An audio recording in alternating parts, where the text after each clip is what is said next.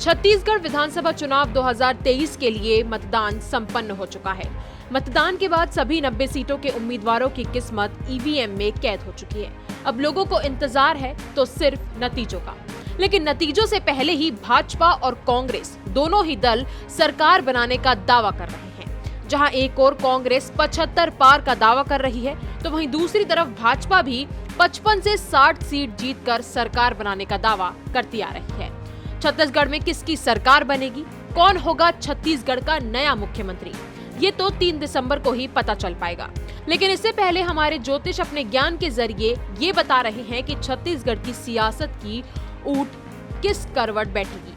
तो चलिए जानते हैं क्या कहते हैं ज्योतिष शास्त्र के ज्ञाता। दत्तात्रेय जी, आप मुझे बताएं इन दोनों के बारे में आपका क्या प्रेडिक्शन है, डॉक्टर रमन सिंह के बारे में भी और टीएस सिंहदेव के बारे में। जी देखिए, जहाँ तक रमन सिंह की मैं बात करूँ तो रमन सिंह जी, जैसा कि आपने कहा कि एक सौम्य व्यक्तित्व है कि व्यक्ति हैं वो।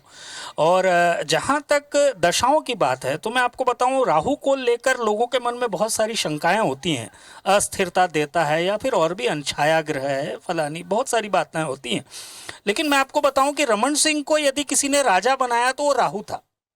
लेकिन उसके बाद जैसे ही जो है गुरु की दशा प्रारंभ हुई, उनका पतन एक तरह से आ गया और वो सत्ता से बाहर हो गए।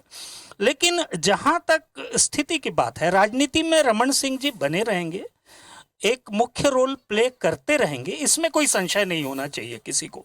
और जहां तक उनकी स्थिति है तो मैं आपको बता दूं कि वर्तमान में जो है जो केंद्र से रिलेटेड, जो उनकी पहले शायद केंद्र में रहे वो, तो वैसे ही केंद्र में वापस वो जा सकते हैं, वहां पे एक महत्वपूर्ण रोल प्ले कर सकते हैं। ठीक है। लेकिन सत्ता में आने की यदि बात है, छत्तीसगढ़ की सत्ता में यदि आने की बात है, तो मुझे लगता है थोड़ा सा पीछे छूट रहे हैं रमन सिंह जी। तो छत्तीसगढ़ की सत्ता में तो उनकी वापसी मुझे लग नहीं रही है। और जहां तक आपने सिंहदेव जी के बारे में पूछा, टीएस सिंहदेव जी, बाबा बोलते हैं जिनको, मैं आपको एक बात बता दूं, उनकी राहु की महादशा है। और दूसरी प्रजा भाव जो है, वहां से राहु जो है नवम पंचम योग बनाता है उनका। तो प्रजा का सपोर्ट और उनके पार्टनर्स का सपोर्ट सिंहदेव जी को नहीं मिल रहा है और उसके संकेत अच्छे भी नहीं दिख रहे हैं। इसलिए किसी तरह से किसी बड़ी चेयर तक पहुंचना, क्राउन तक पहुंचना थोड़ा सा मुश्किल लग रहा है सिंहदेव जी के लिए। अच्छा, ये 2023 के लिए या ये लंबे समय तक चलने वाली दशा? ये लंबे समय तक भी हो सकता है, ये लंबे समय तक। कोई इससे असहमत हो तो अपनी बात रखे जी, अपनी बात रखें। मैं आपसे सहमत हूं, क्योंकि टीएस सिंहदेव जी की कुंडली का हमने अध्ययन किया तो उसमें शीर्ष नेतृत्व उनके हाथ में नहीं रहेगा। अच्छा, लंबे समय तक या सिर्फ 23 में अभी वर्तमान में? लंबे समय तक जो है नहीं रहेगा। और वो जो आपने कहा कि नवपंचम योग जो है, राहु जबकि सत्ता दिलाता है, राहु सत्ता का कारक ग्रह है, दिलाता है सत्ता वो, किंतु यहाँ पर उनका राहु इसलिए, चूंकि पंचम भाव में जब भी राहु बैठते हैं, या जैसे अभी हमने कहा कि भूपेश बघेल जी के पंचम स्थान में शनि है, ये शुभ नहीं होते। लेकिन यहाँ शनि इसलिए शुभ हो गए क्योंकि पराक्रमेश मंगल उनके लग्न में बैठे हैं और उनका जो पराक्रमेश जो ग्रह की स्थिति है वो बहुत कमजोर है। अब मैं डॉक्टर रमन सिंह जी के ऊपर बोलूंगा। ठीक है।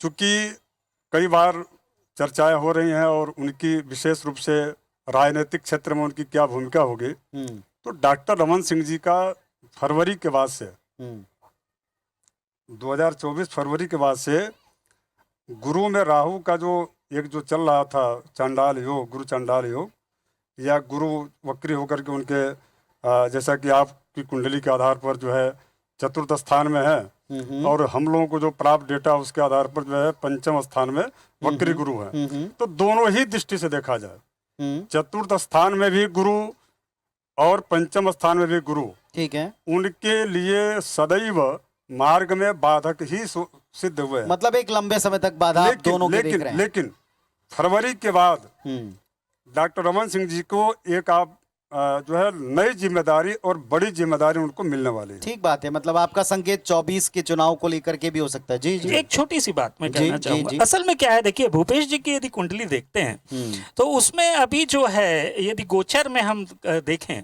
तो उनके पार्टनर्स के स्थान पर राहु आया हुआ है। तो देखिए भूपेश जी के साथ एक बड़ी समस्या ये होने वाली, जहां तक हम सिंहदेव जी की चर्चा कर रहे थे, तो उनको पार्टनर्स का साथ मिलने वाला नहीं है, पहला।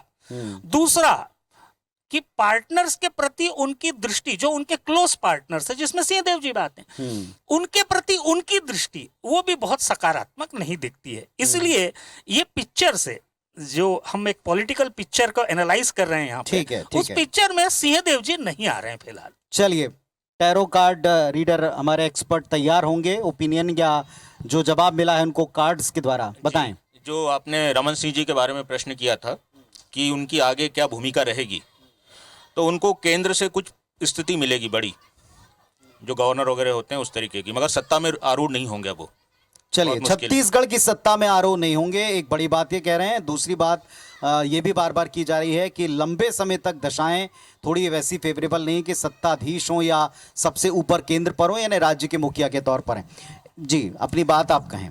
देखिए आदरणीय, एकदम क्लियर है यहाँ पर कि अगर चालू नाम से देखा जाए, रमन सिंह की तुला राशि बनती है और रमेश बैस की तुला राशि बनती, चालू नाम से देखा जाए। तो जो रमेश बैस की स्थिति बनी वही केंद्र से अब इनको जवाबदारी मिलने वाली है। निश्चित तौर पर किसी राज्य का राज्यपाल के तौर पर इनको यह जवाबदारी मिलने वाली है, यह क्लियर मान के चलिए।